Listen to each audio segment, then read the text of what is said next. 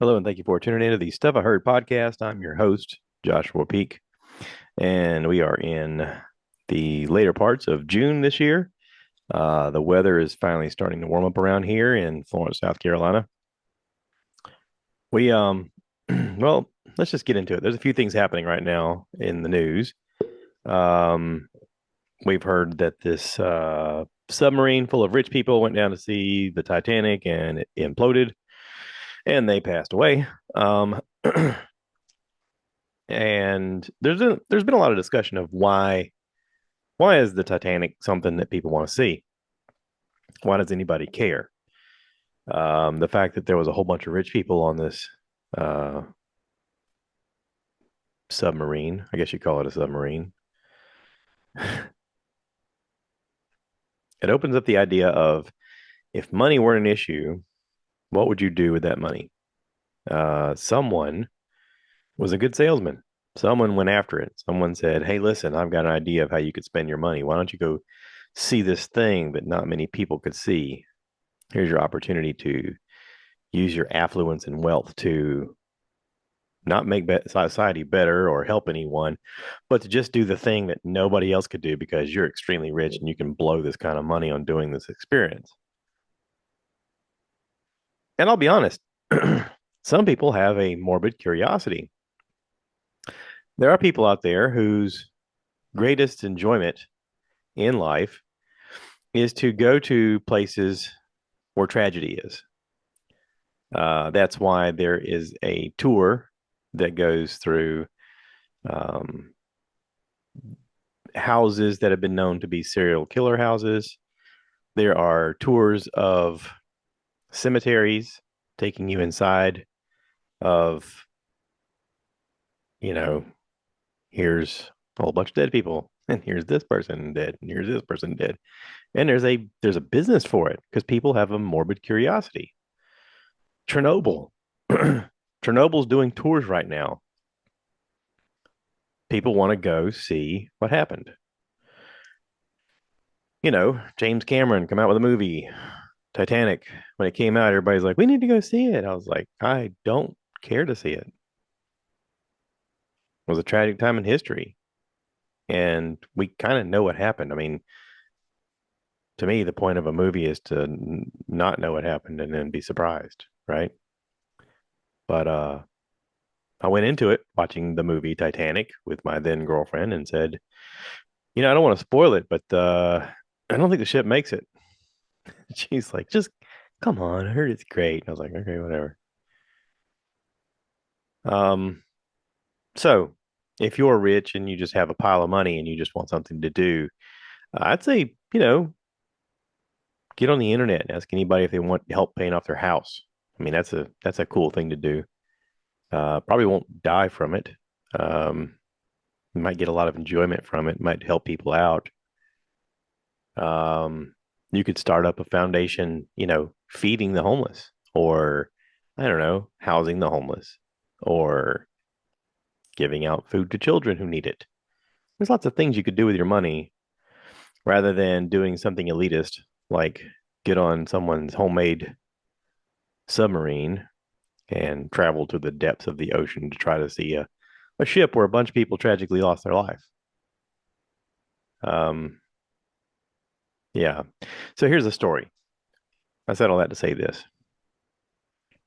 When I was a young man, younger man, I decided that I wanted to go into the military. I had decided that the army was going to be for me because my granddaddy, Charles Oliver Peak, went into the army and was a cook during World War II. And I thought, I just need some leadership. I need some direction. I need some structure to my life. I need to know. I have no idea what I want to be when I grow up. I've been to college now for a few years and I've changed my major three times. And I just don't know what I want. And, Rolling Stones has a song, "You can't always get what you want." I didn't know what I want. What I wanted was something different. What I wanted was something to get me out of this small town and to give me world experience and to maybe start over somewhere different, away from the trappings of what I saw growing up here. And that's a young man's view. That's a young person's view. But it is not without merit. There is some good to getting outside of your comfort zone and seeing the world. As people, a lot of us are designed to be curious and to seek out things outside of our normal realm. And maybe that's what these people did, getting on this tiny submarine and going, let's go see the ship. So, anyway, in my discussion of saying that I'm going to go into the army, I started talking to a guy that I worked with, this guy named Brian. And Brian and I had gotten kind of close in the previous year. We'd gotten to work together a good bit. We started having meals together, going on vacations a little bit together. I call it vacations. We were just going to the beach. Anyway, for my budget, then that was a vacation. He says to me one day, he says, hey, listen, I've been going around and talking to the other recruiters, and I think you should too. And I was like, okay, yeah, whatever. He's like, no, no, seriously. He said, I went and talked to the Navy guy the other day and talked to the Air Force guy. I'm going and talking to the Marine guy today. And I was like, okay, yeah, sure. Let me know how that works out for you there, idiot.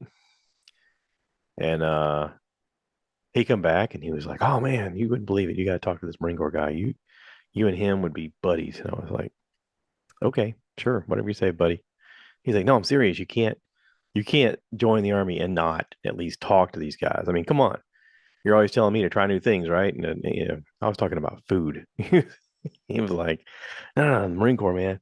I was like, nah, listen, I knew this guy named Steve that I went to high school with who was real nice. And right after high school, Steve joined the Marine Corps, and I saw him and I was working at a convenience store, and he come in and he looked like a robot. And he talked very robotish and he moved like a robot, and it just freaked me out, man. He was like, no, no, no, it's not like that, man. It's just, come on, trust me. Just let's just talk to him.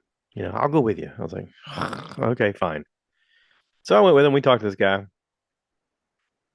and before you know it, I liked him, and we started talking more and more and more and more. And before I knew it, I joined the Marine Corps, and I got to see the world. I got to go off and see things and experience life out there, and know more about myself and all that fun jazz. And it's experience. Okay, so I found direction. I found purpose. Um, I found what I was willing to do or could do, what I wasn't willing to do. You know, you learn limitations and you get to see more of life. And that's good. That's a good thing. I work with a lot of young people now who they now have the ability to get their CDL pretty early. And you have to be 21 with a CDL right now to travel outside of your state, um, to drive past your state lines. Under 21, you can drive within your state. So there are local places that are hiring people with CDLs. So you can get a CDL as early as 18 years old and you can drive a tractor trailer. Now, is that a good thing? I don't think so. I think that with age comes experience, and with experience comes knowledge, and with knowledge, you get a little bit safer. Um, Lowering that age does not make it better. I don't know if we'll ever get to a point where self-driving cars will make it easier for the transportation industry to take care of the needs of the society, or if it's going to be one of those jobs that just has to be nurtured in the right way. Um, we've recently seen some things happen on the road in our area that have been disturbing. They've been areas of concern. And I don't know the right fix for it, other than just knowing your limitations and knowing that you have to constantly be on the outlook for people doing the wrong thing. In most cases, it's not our doing, it's someone else's doing that happens. I teach a defensive driving class for tractor trailer drivers, CDL drivers. And in it, we have a little fun game that we play in the beginning of, hey, there's no wrong answers. Let's go ahead and answer these things. How would you rate yourself defensive driving wise? And how would you rate other people? And everybody jots down their answers. And for the most part, most people give themselves an average of about an 8 out of 10, 10 being the best, one being the worst. And they give other people about a 4 out of 10. And then I go around the room and it's fun if there's more than one person. You go around the room and you ask everybody, okay, so what did you give? Oh, I gave myself an 8. Oh, I gave myself a 9. Oh, I gave myself a 10. Oh, okay. What would you give other people? Well, I gave them like a 2, a 3, a 5. It averages out always 8 and 4. So then I go, okay, so you're saying that you're an 8 and he's a 4, or you're saying that you're an 8 and I'm a 4. Well, how can that be if you gave yourself a 10 and this doesn't add up, right? Because we all have an inflated sense of self. We all have an inflated sense of what we're doing. We all think we're better than we are. But once in a while, we are that 4. Once in a while, we are the person who doesn't pay attention when we're supposed to. Once in a while, we are the person who goes down and looks at our phone to see what text messages we just got sent. And I wonder, got me thinking, I wonder if these folks that were on the submarine, I don't know how put together it was or what the operation was, other than a bunch of rich folks going, nah, man, we can do it. We can do it. Listen, I've been studying this thing with this guy, and we've been doing it around the cove here, and I'm pretty sure we could go to the Titanic. I mean, how much of that is in there? And, you know, I'll be honest. When I heard the saying of yeah, a bunch of rich folks were on a submarine and they went down to see Titanic and they all died, I thought, oh, I wonder which ones. Because there's a morbid thing about you start thinking about certain elitists and you go, I hope they were on it. I mean, not that it's a good thing that people pass away, but there's some people that really hurt other people in their pursuit of money. And in a karmic movie style way, you kind of hope that they're the ones that are on the ship. That if they perish, you go, oh no, that's too bad. You know what I mean? I mean, I'm just saying, it's the thing in the movie that you wish that the bad guy gets it. And not saying that people with money are bad, but some people are. Some people really take advantage of other people's misfortunes and either on purpose or inadvertently hurt people in the pursuit of their wealth. And if they were to perish in the process, oh no, that's too bad. Now, how do we fight that? I don't know. Give back, do philanthropy, help people that are less fortunate, help people that are less fortunate become more fortunate. Sort of, focus on what's needed and help people. Not only help people by giving them things. I mean, yes, you do need to give some people things, but help people by helping them help themselves. Give them an avenue, give them a focus, give them direction. For me, the military gave me direction. Getting out and getting a CDL gave me direction. Was it the right direction? I don't know, but it was a direction and it kept me fed. Still keeps me fed. We all need purpose. You know, for a long time, purpose was just handed to us as a society, as a people. You're born, hey, your father owns a shoe shop. Guess what? You're working in the shoe shop. Hey, we have a farm. Guess what your job is? You're a farmer.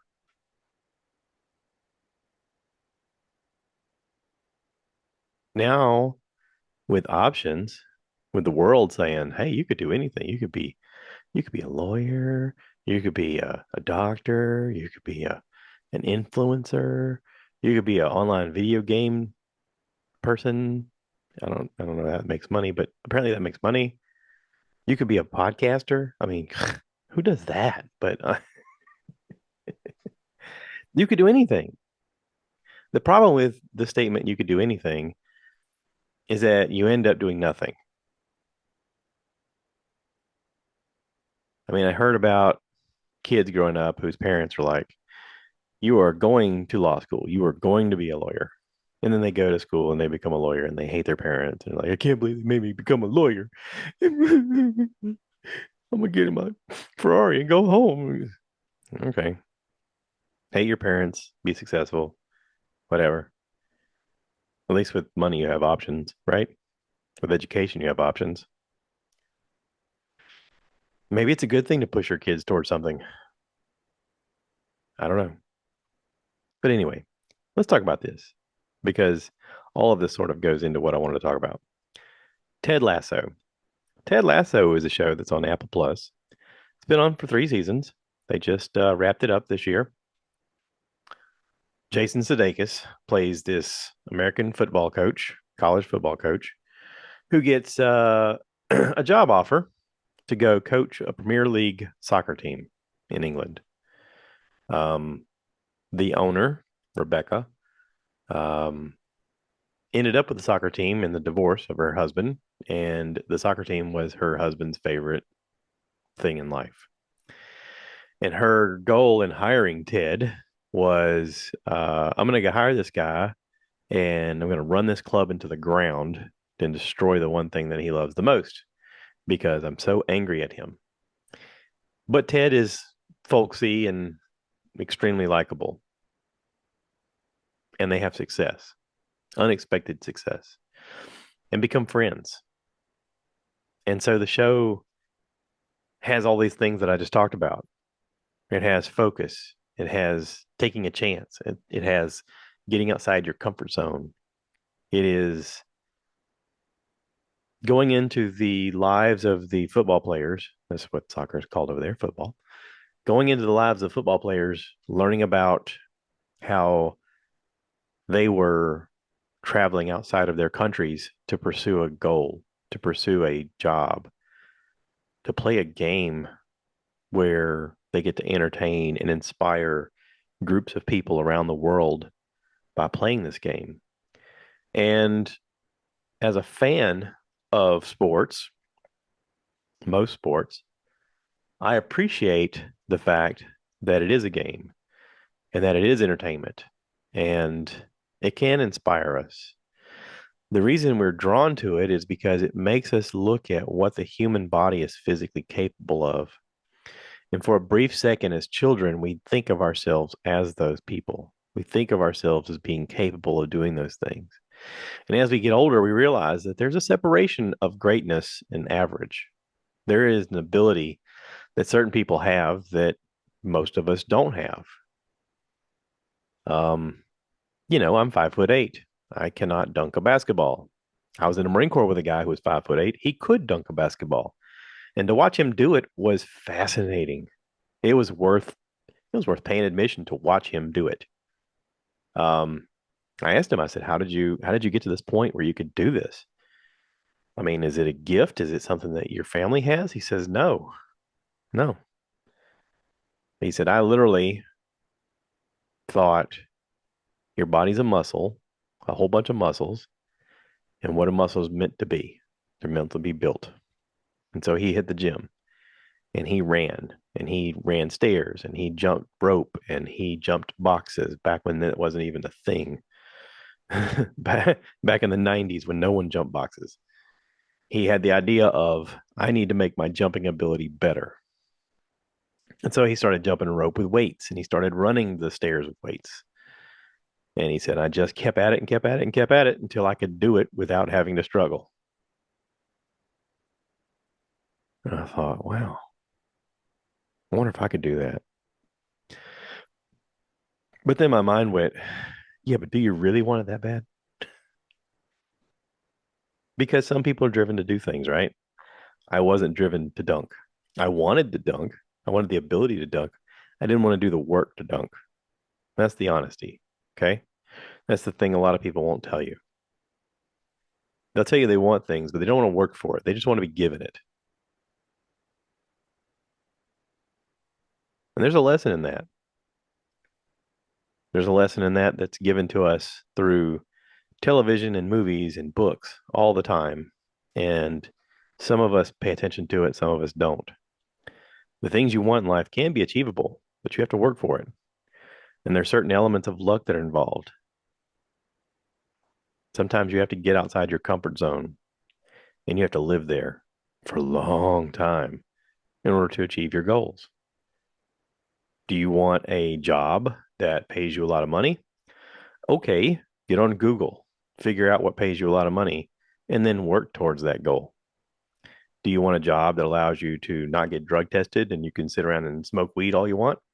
Okay, find out what that lifestyle is like. You can go online and figure out what could I do that doesn't get me drug tested? Do you want to travel the world in your job? Okay, go online, figure out what kind of job is going to give me the opportunity to travel the world. Maybe you'll end up in the military. Maybe you could end up on a cruise ship. Maybe you might be one of those people that volunteers to be a deckhand on a sailboat. I mean, there's people on Instagram that I follow that left their regular job and said, "Sure, I'll be a deckhand. What do I have to do?" And they teach them and they work on a sailboat, much like people did a couple hundred years ago in America. I mean, people still do it other places. It's just unusual for Americans to do it. So anyway, I don't know. I said all that to say this. Go watch Ted Lasso. It's a great series. There's a lot of characters that are warm and fully developed and very interactive with each other. They never lose focus of the story of how they are better together. They never lose focus of the fact that people are greater than they seem and that you have to give most people more credit than we do because they'll surprise you. And it attacks a lot of the elements of humanity that we struggle with on a daily basis. You get a very stoic character like Roy Kent, who is taught to smile once in a while, have fun, enjoy the moment. Someone like Jamie Tart, who is self obsessed and has an inflated idea of who he is taught humility and taught to be more of a team player and to think about the fact that even though he is at one point the greatest player on the team, he's not the greatest player. There are other players out there that are better. And in order to be better, he has to work harder. You have different characters that fully come around and realize they were happier doing something that was less of a job in the world's eye. Um, the kit man who leaves and becomes a coach of another team comes back and becomes a kit man again because he is happier. Happiness is defined in different ways by different people. Some people, it's the pursuit of goals. Some people, it's the camaraderie of fellowship of man. Some people, it is the pursuit of family. Some people, it's doing what really makes you happy. And that's sort of the goal. That's the goal of everyone, I think. I mean, once your needs are met, but we we all have different abilities of needs, right? So, I don't know. Were the people that wanted to go see the Titanic's needs met? Probably. Um, did they think that going and seeing the Titanic would make them happy? I don't know. Maybe it's one of those things where, 100 years ago, they would say, "Oh, I'm going on safari in Africa because that's what you do when you have loads of money. You go off and you try to hunt the exotic animal and have it mounted on your wall because that's what you do, and that way you can brag to your friends about what an adventurous, crazy, rich person you are." I don't know. I don't know. Maybe this is that equivalent. I don't know. If they wanted something that was a challenge, um, they could do one of those naked and afraid shows. Might give them the same amount of fame, but you got a cast and crew there that ain't gonna let you die. So, you know, there's that. You could do one of those hidden boss shows where you show up at your job and you get to see how horribly your people that work for you are living, and you could decide to do something nice with your money and help them out. That'd be awesome.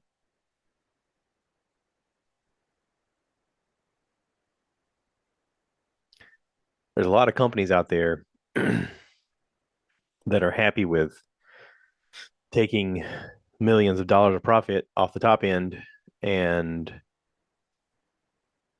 allowing their workers who they claim are their best resource and their best asset, um, allowing them to barely make it in life or not even make it at all just for that profit. There's a discussion about certain franchises. Let's just say a fast food place, McDonald's. Okay. There's certain fast food McDonald's that pay their people a living wage. Here in America, we have the understanding of, oh no, if you work at McDonald's, that's like an entry level job. And we sort of all discount that idea. And then we're upset when we go to McDonald's and we have to wait in line for 30 minutes. And the burger's nasty and nobody's paying attention and no one cares. And so we get mad at McDonald's and we don't go to McDonald's for a while.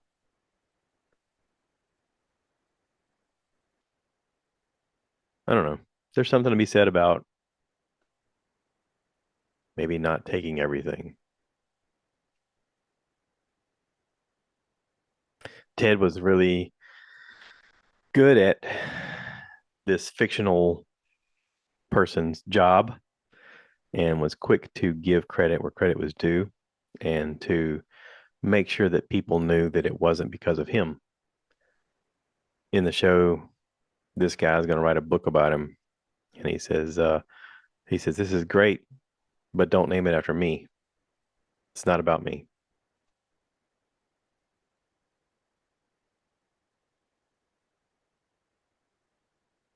I like that. On the flip side, Arnold Schwarzenegger has a new has a new show on Netflix that is really inspiring, but it is all about him for a large part. It's called Arnold. It's about his life. Starts off, it's three parts, three chapters. First part is about his life in fitness, becoming a bodybuilder, one of the best bodybuilders ever. Coming from Austria, his life, moving to America. And second chapter is all about him in the movies, becoming a movie star, a leading man. Didn't happen by accident. It happened through a lot of hard work, a lot of luck, a lot of help. And the third part is Arnold in politics. And for a lot of this, he really regales on the idea of when he was younger and on stage and people are chanting his name, Arnold, Arnold. And he was like, yeah. But now he's 75 years old and he's retrospective in life and he has regrets and he's tried to give back and he's tried to change his outside environment as well as himself. And he says all the time that, people talk about, oh, you're so great, you're so great. He goes, I am not great. I've been extremely lucky. I've had a lot of help. It's not about me.